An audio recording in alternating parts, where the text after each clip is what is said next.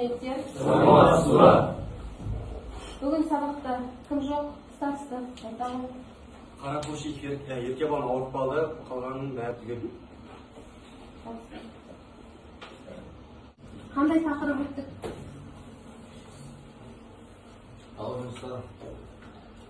Табиғи материалдар. Қаз материалдан бұйымдар мазмұндау. Жақсы.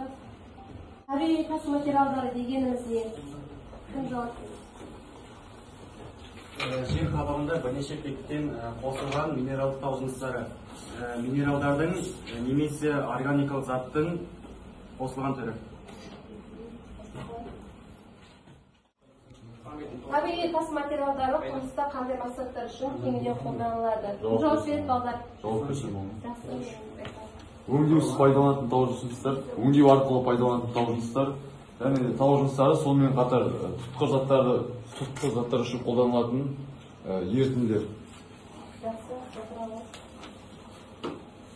Тау жыныстары шығу тегіне қарай қанша үлкен топқа бөлінеді? Ол үш топқа бөлінеді: магмалық тау жыныстары, және шөгінді тау жыныстары, және метаморфтық тау жыныстары. Магмалық тау жыныстары кім жауап береді балдар? Кім дайын? Магмалық тау жыныстары атқылаған тау жыныстары. Магма немесе жанартау атқылаулардан жер бетіне төгілген лаваның суы немесе кристалдардың түйіршіктерінен пайда болған тау жыныстары. Құрамында силикаты жоқ магмалық тау жыныстары өте сирек кездеседі. Құрамында сілтілік металдар мөлшеріне қарай аз болады. Гранит жер қыртысында ең көп тараған кристалдық магмалық тау жыныстары. Шөгінді тау жыныстары құрлықта немесе су бассейндерде шөгетін материалдан пайда болатын тау жыныстары. Оның түрлерінде гипс, крепше, гипсос, бор, ок, гипстің және кристалдары қалашық, бағанды, призма пішінді, ал минералды агрегаттары ұсақ түйіршікті, алебатық немесе талшық, селенит массасы тәрізді болып кездеседі. Гипстің ақ түсті болады, кейде қоспасына қарай төле түсті, шыныша, жылтыр, қалыңдығы 1,5, ал шамамен салмағы 2,3 грамм сантиметр куб. Ал оның балқу температурасы 32-ден 41 градусқа дейін балқиды. Метаморфтық тау жыныстары кристалдарға өзгерту деген мағынаны береді. Метаморфтық тау жыныстары метаморфизм әсерінен пайда болады. Және де кінештер айта кетсем, ол аймақтық метаморфизмнің жоғары сатысындағы қышқыл магматиктік және олардың туфтары және сазды аякөзді шөгінді жыныстарының өзгеруінен пайда болатын метаморфтық тау жыныстары. Жақсы, отырамын. Бүгін ашық сабақ керамикалық материалдар және бұйымдар деген тақырыпта ашық сабақ өткіземіз. Ол үшін біз 2 топқа бөлінеміз. Стикер арқылы бөлінеміз балдар. Мен тарқап шығам.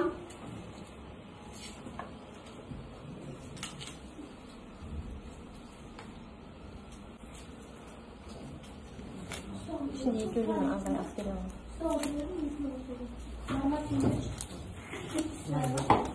Kimге қалай түседі, солай бөлінеміз балдар.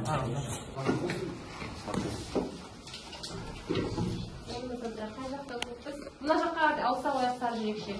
Осы жаққа отыра береміз сар жиекше. Орналастырдық. Енді 2 топқа, топ басшысын сайлаймыз, сосын бағалау парағы беріледі. Мына топтың атын фаянс тобы деп қоямыз. Екінші топтың атын фарфор тобы деп қоямыз. Фаянс тобының Азамат болады, да? Азамат. бағалау парағы. Бізде Арман. Екінші Арман фарфор тобында Арман. бал қойып отырамыз қазір. Білу бұл таксономиясы бойынша өтеміз ол тақырыптан сол кезде ұпайларды қоясыздар. Жаңағы үй тапсырмасында кім қалай қай топ жауап берді, сол бойынша не қоя береді? Бал қойып береді, баға қойып береді. Бәрін біріктіріп қоямыз. Әрқайсының балы көрініп тұр. Білуге 10 бал береміз, қолдануға 15 бал береміз, талдауда 15 бал және синтездеуге 5 бал береміз. Сұрақ бойынша қазір балдар жауап беру бойынша осы балдан аспаймыз балдар. Дәптерлерге жазамыз керамикалық материалдар мен бұйымдар.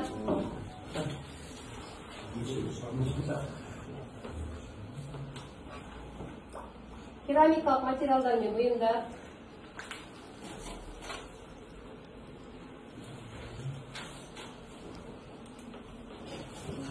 Сабақтың сынақ мақсаты керамикалық материалдар мен бұйымдар туралы түсінік қалыптастыру, айтылған материалдар мен бұйымдар және талдау жасау негізінде кейс-стадия Блум таксономиясы мұғалімге хабарлама әдісі арқылы және қажетті білімдер мен біліктілерді игере отырып және 45 минуттың аралығында бүгінгі ашық сабағымызды бастайық. Сабақтың негізгі жоспары білу, бұл миға шабуыл, қайталау сұрақтары, түсіну, керамикалық материалдарды ашық түсіну, қолдану, тапсырма орындау, талдау, кейс-студия әдісі бойынша синтездеу, мұғалімге хабарлама әдісі арқылы, бағалау, бетшесін толтыру, алдарыңызда тұрған. Мұғалімде өздеріңізде бағалайсыздар. Міне бағалау парағы алдарыңызда берілді. 2 топ фаянс тобы және фарфор тобы.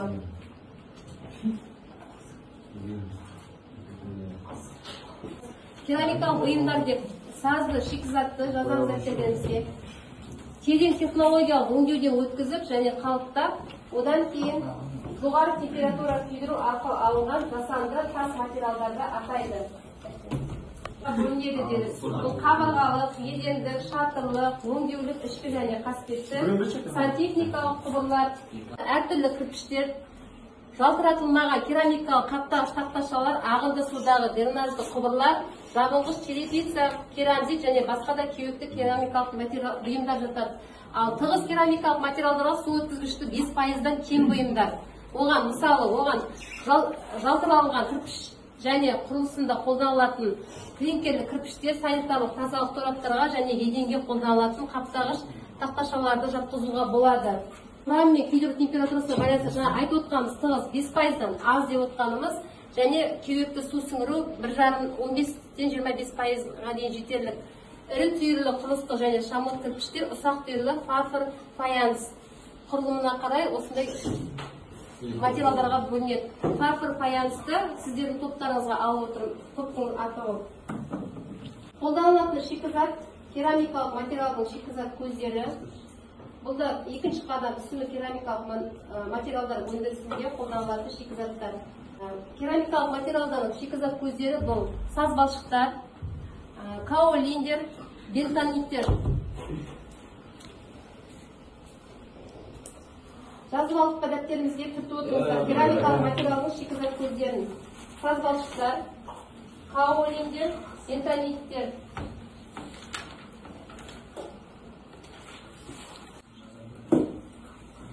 Қолданылатын шикізат, саз балшықтар бірнеше минералдардан және азды көпті минералдық және органикалық қоспалардан тұрады.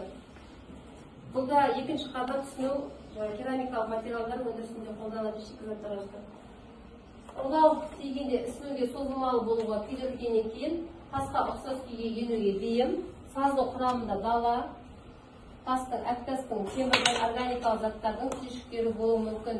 Сазды бөлшектердің мөлшеріне қарай ауыр саз 60%-дан артық, сазбалыш бөлшектер ал саздақ 30-60%-ға суглинка 10-20-30%-ға дейінгі аралықта, құмайт супес 5-10%-ға, отқа төзімділігі 1580 градустан жоғары температурада жұмсарады, қиын балқитын 1350 градустан төмен температурада жұмсарады.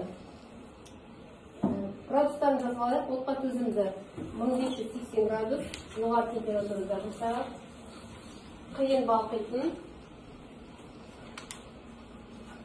1350 градустан төмен температурада жұмсарады.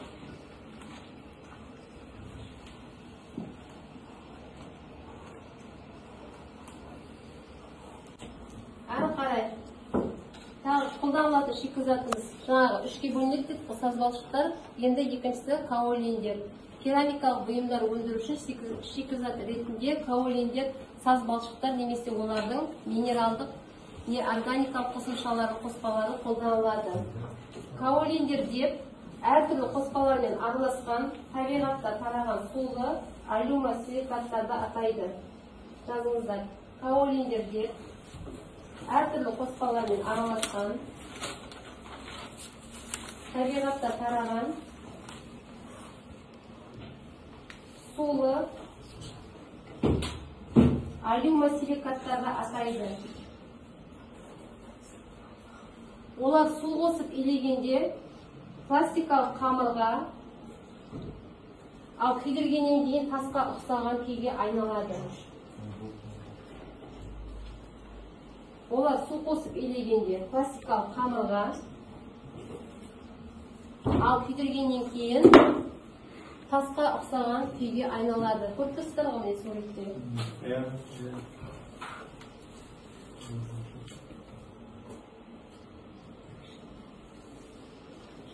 Және соңғысы бентониттер. Бентониттер деп жоғары классикалық негізінде мантмариламидтен құралған балшықтарды атайды. Розеттерімізге бентониттер деп жоғары классикалық негізінде монтмариламидтен құралған балшықтарды атайды. Бентонит негізінен кеуектерде және қабаттаста орналасқан бөлшектерден және гидратталған алюминий силикатынан тұратын коллоидтық сазбалшық, лак, бояу және басқа да материалдар белгілі бір құрылым беретін толықтырғыш ретінде және отқа төзімді заттардың құрам бөлігі ретінде пайдаланылады. Олардың 85-90% өте уақ, ал 0,1 миллиметрден кем бөлшектерден тұрады. Өте уақ көріңізді, 0,1 миллиметрден кем бөлшектерден тұрады. Жазықтар олар? Ары қарай керамикалық бұйымдарды дайындау технологиясы. Керамикалық бұйымдарды өндірудің негізгі кезеңдері үшке бөлінеді: сазды өңдеу, ұнтақтау, массаны дайындау және шикізатты қалыптау. Керамикалық бұйымдарды өндірудің негізгі кезеңдері: сазды өңдеу, ұнтақтау, массаны дайындау, шикізатты қалыптау. Керамикалық материалдар мен бұйымдарды қалыптаудың үш тәсілі кеңінен таралған.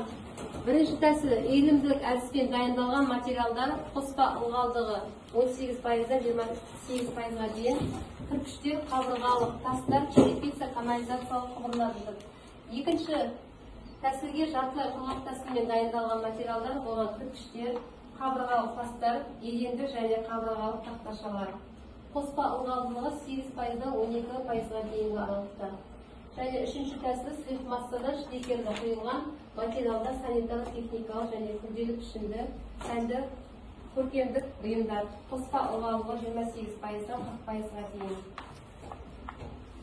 Бірінші иілімділік әдістің жазбалысы ылғалдылығы 18%-дан 28%-ға дейін. Екінші жартылай құрғақ тәсілмен дайындалған материалдар 8%-дан 12%-ға дейін ылғалдылығы. Және сұйық массадан құйылған материалдар ылғалдылығы 28%-дан 40%-ға дейін.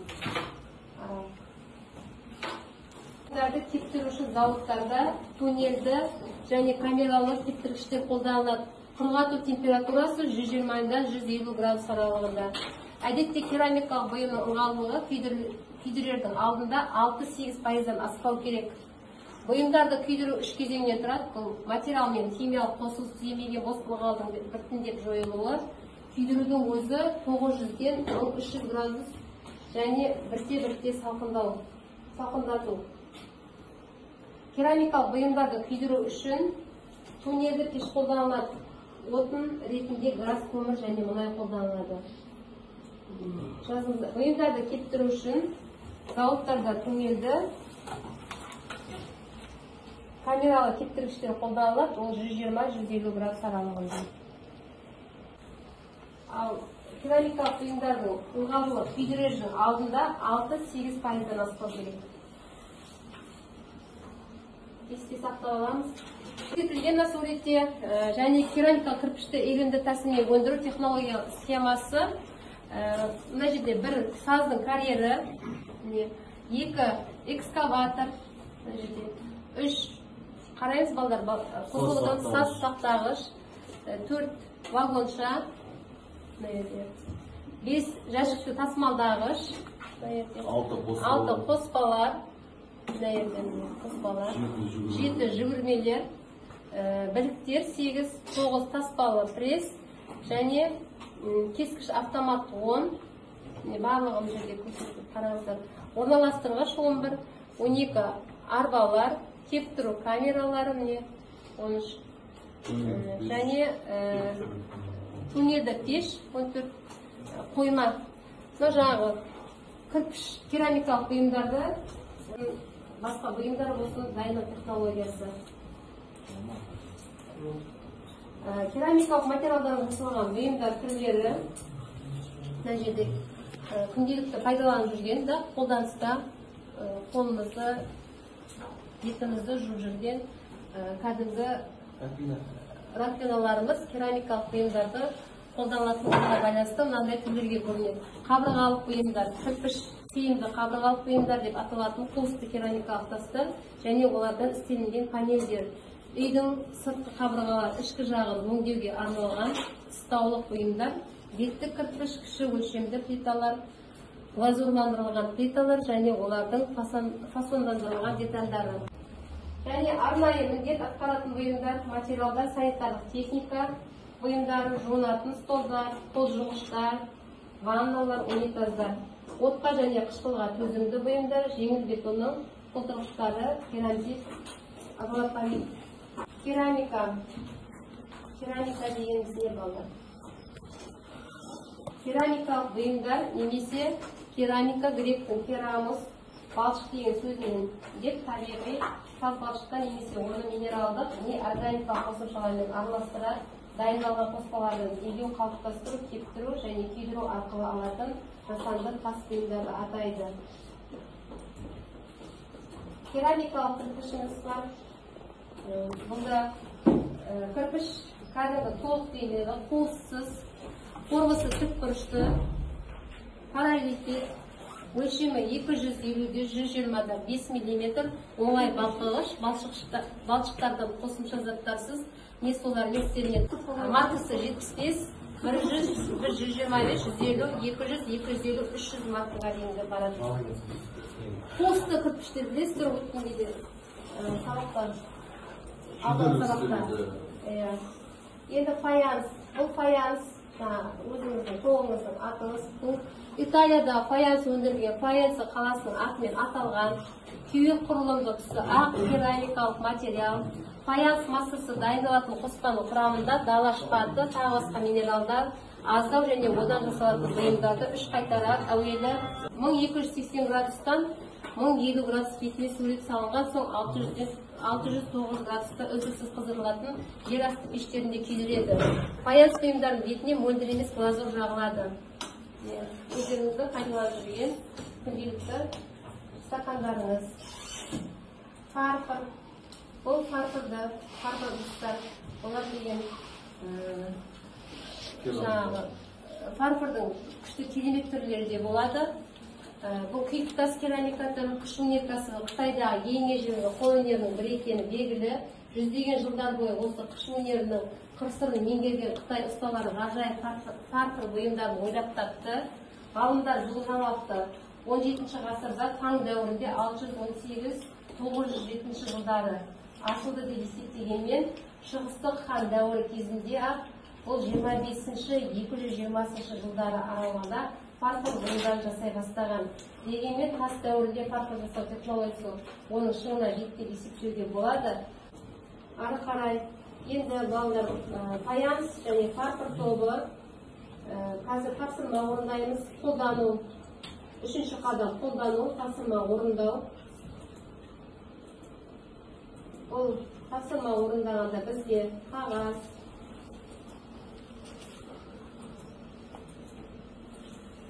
бір форматлы түрлі түсті фломастермен, қарындаштармен жұмыс жасаймыз. Постер сурет саламыз.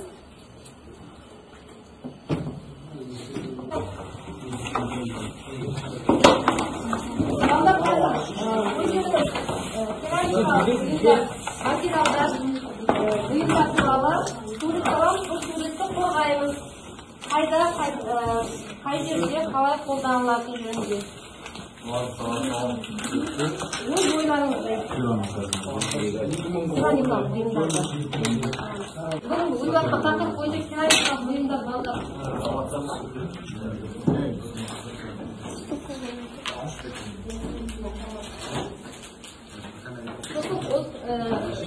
Жұмыстарымызды қорғаймыз балдар.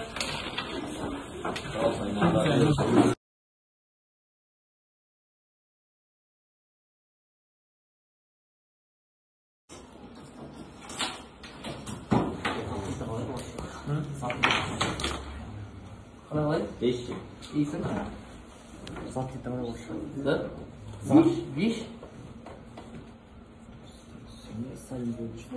Бәрі сала бересің. Бәрін сала бересің. Әркім кім не біледі, сонда жаңа плакатымыз қазір не болып шығады.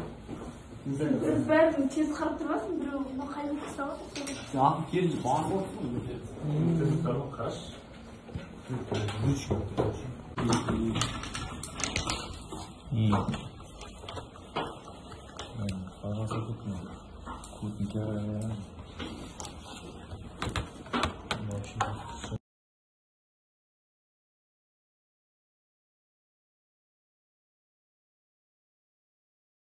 Головой не планирую.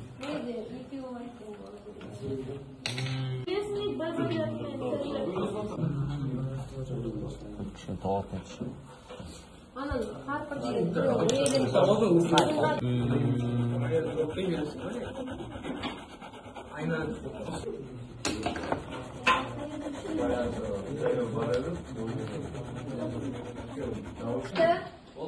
қорғаймыз. 5 минутқа келіңіздер. 5 минут қорғауға.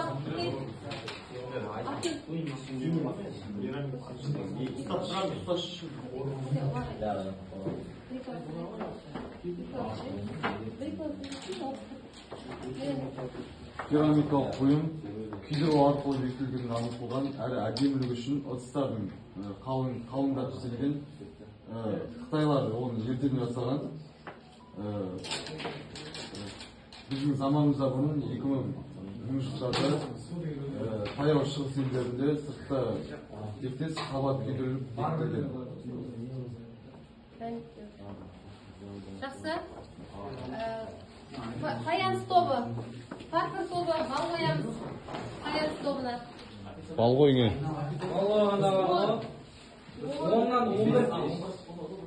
Енді фарфор тобы келе қойыңыздар. Тез қоймаймыз.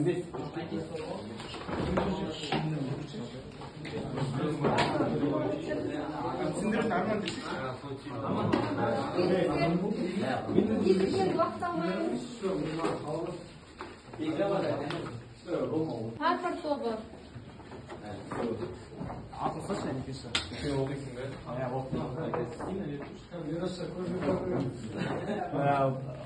Бұл плакаттағы фарфор Фарфорлар көбінесе ыдыстарды жасайды. Және ол арнайы берік және сыртқы сәндігі күшті болады. Оны ең алғаш Қытайда ойлап тапқан. Содан бері осы заманға дейін әлі келе жатыр. Қытайда үлкен сондай бір қала бар, сол қалада тек қана фарфорды шығару несімен бүкіл әлемге аты танылған. Жақсы. Фарфор тобына мал қоямыз. Фаянс тобы.